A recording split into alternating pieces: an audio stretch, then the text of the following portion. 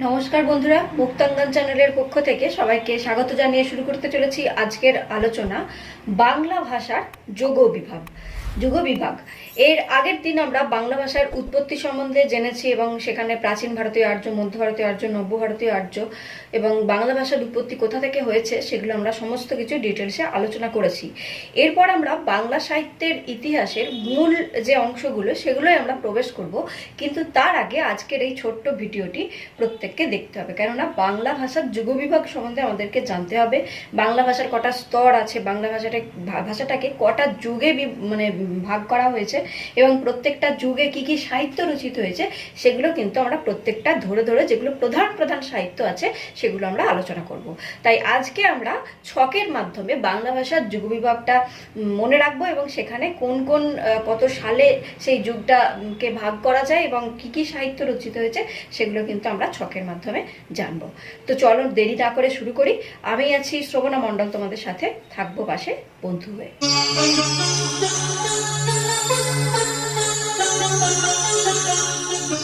বন্ধুরা, তোমরা জানো যে বাংলা ভাষা আমরা আগের দিন পড়েছি যে মাগধী অপভ্রংশ অবহট্ট থেকে বাংলা ভাষার জন্ম হয় এবং সেটা সময়কালটা কত না আনুমানিক 900 থেকে 1000 খ্রিস্টাব্দের মধ্যে। কি না মাগধী অপভ্রংশ অবহট্ট। এবং একটি নব্য ভারতীয় আর্য ভাষা রূপে বাংলা ভাষা কিন্তু এখনো জীবন্ত অবস্থায় রয়েছে। জীবন্ত অবস্থায় মানে এটা এখনো হারিয়ে যায়নি, এখনো বাংলা ভাষায় সাহিত্য রচিত হচ্ছে, বাংলা ভাষায় লোকে কথা বলছে।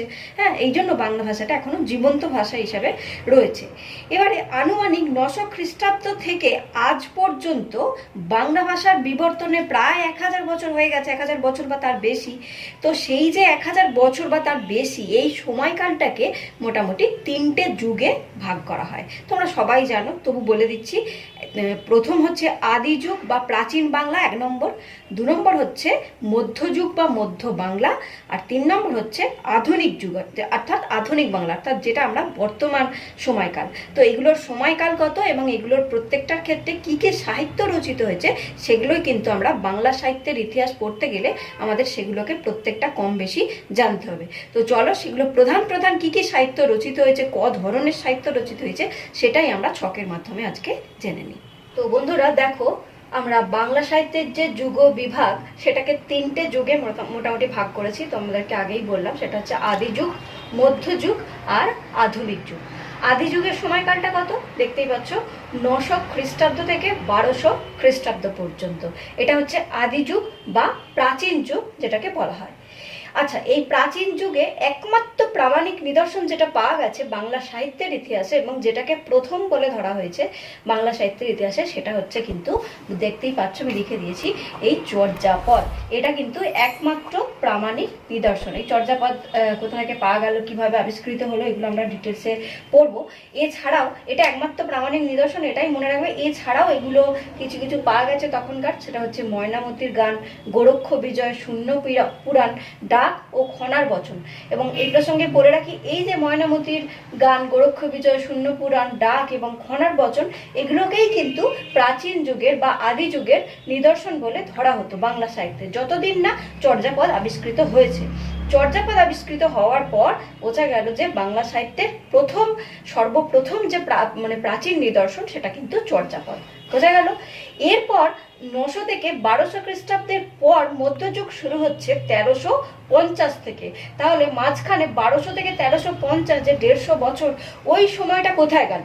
ওই সময়টা এখানে দেখো লিখে দিয়েছি, 1200 থেকে 1350, অর্থাৎ এই 150 বছর সময়টাকে বলা হয় অন্ধকার যুগ বাংলা সাহিত্যে বা বন্ধা যুগ। কেন না এই সময় আমাদের বাংলাদেশে তুর্কি আক্রমণ ঘটেছিল।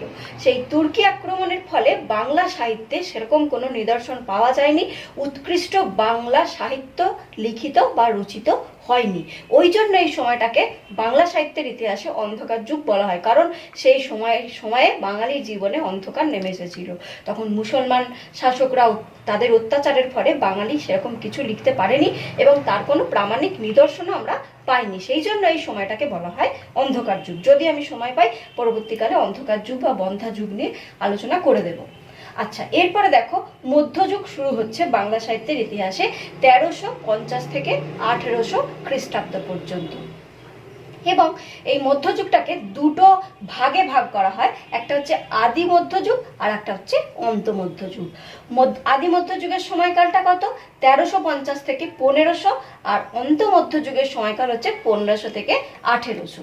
এবং আদি মধ্যযুগের একটা মাত্র সাহিত্যিক নিদর্শন পাওয়া গেছে, সেটা হচ্ছে বড়ু চণ্ডীদাসের লেখা শ্রীকৃষ্ণ কীর্তন। এগুলো নিয়ে প্রত্যেকটা আমরা ধরে ধরে আলোচনা করব, যেগুলো খুবই গুরুত্বপূর্ণ, তোমাদেরকে মাস্ট জানতেই হবে, সেগুলো নিয়ে আমরা আলোচনা করে দেবো।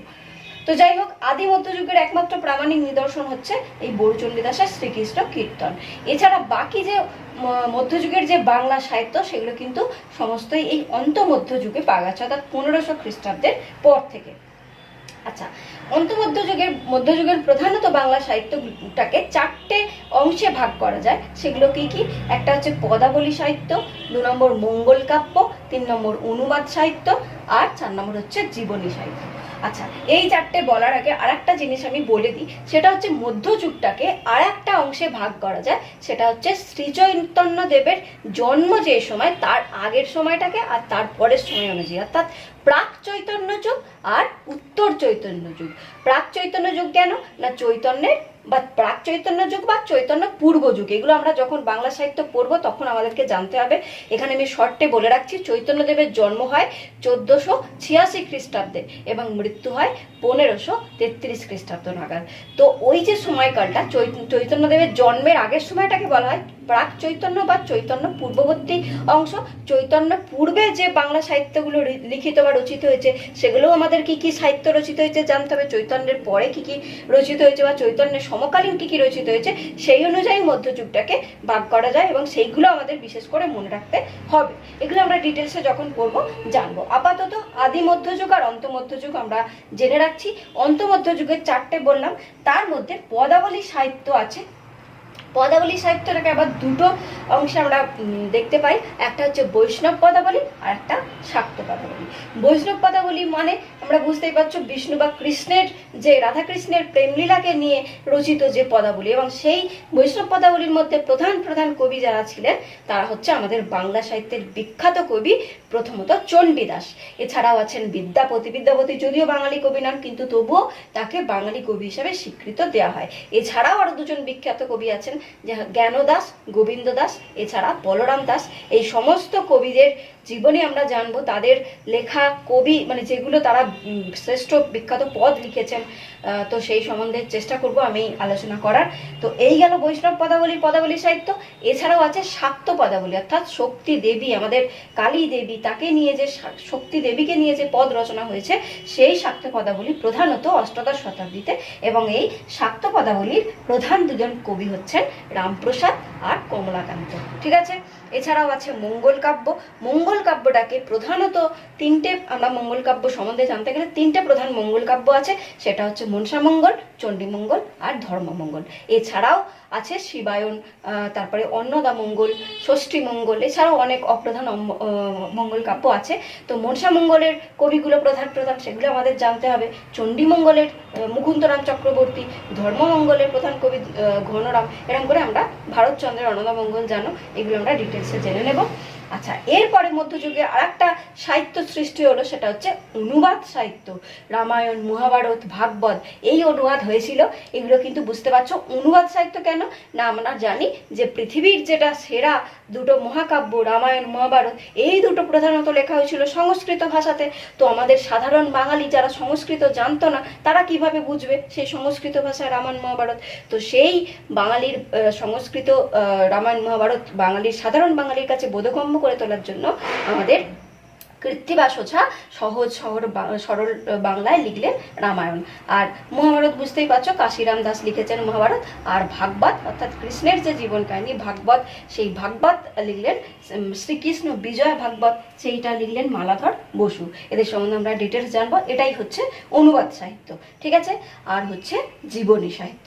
জীবনী সাহিত্যটা কি? জীবনী মানে বুঝতেই পারছো কারো জীবন অবলম্বন করে লেখা হয়েছে, সেই জীবনটাকে বুঝতেই পারছো মানে মধ্যযুগের যিনি মধ্যমণি, যিনি বাঙালির হৃদয়ে সারা জীবন সর্বশ্রেষ্ঠ আসনে, ভগবানের আসনে থাকবেন, তিনি হচ্ছেন মহাপ্রভু চৈতন্যদেব। সেই মহাপ্রভু চৈতন্যদেবের জীবনকে অবলম্বন করে জীবনী সাহিত্য গড়ে উঠল, যিনি মধ্যযুগের বাংলাদেশে ঝড় তুলেছিলেন, যার জীবনকে কেন্দ্র করে অনেক বাঙালি লেখক অনেক জীবনী সাহিত্য লিখলেন চৈতন্যের জীবনকে কেন্দ্র করে। তার মধ্যে প্রধান দুটো হচ্ছে চৈতন্য ভাগবত আর চৈতন্য চরিতামৃত। চৈতন্য ভাগবত লিখলেন শ্রী বৃন্দাবন দাস, আর চৈতন্য চরিতামৃত লিখলেন শ্রী কৃষ্ণদাস কবিরাজ। তো এই গেল চারটে প্রধান প্রধান মধ্যযুগের বাংলা সাহিত্য। এগুলো হয়ে গেল মধ্যযুগে।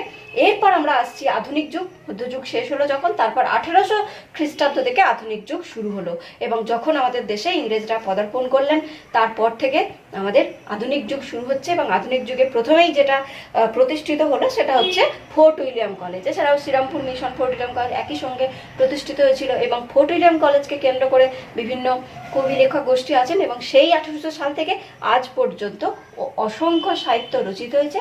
তার মধ্যে প্রধান প্রধান সাহিত্যগুলো আমরা, যেগুলো তোমাদের সিলেবাসে আছে, যেগুলো গুরুত্বপূর্ণ, যেগুলো জানতে হবে, সেই সাহিত্যগুলো নিয়ে আমরা সমস্ত বাংলা সাহিত্যের ইতিহাসটা আলোচনা করব। তো এই গেল আজকের খুব সংক্ষিপ্ত ভিডিও। আমরা দেখালাম বাংলা সাহিত্যের যুগ বিভাগটা সম্বন্ধে। তো এরপর চলো আমরা বিভিন্নটা ধরে ধরে পরবর্তী ভিডিওগুলোতে আলোচনা করে দেবো, তাই ভিডিওগুলো তোমরা প্রত্যেকটা দেখতে থাকো। তো আজকের ভিডিও এই অবধি থাকলো। যারা যারা শেষ অবধি দেখলে তাদেরকে অসংখ্য ধন্যবাদ জানাই। যদি ভিডিওটি ভালো লেগে থাকে অবশ্যই একটা লাইক করে দিও। যারা চ্যানেলে নতুন, চ্যানেলটা সাবস্ক্রাইব করে পাশে থেকো। সবাইকে জানাই অসংখ্য ধন্যবাদ।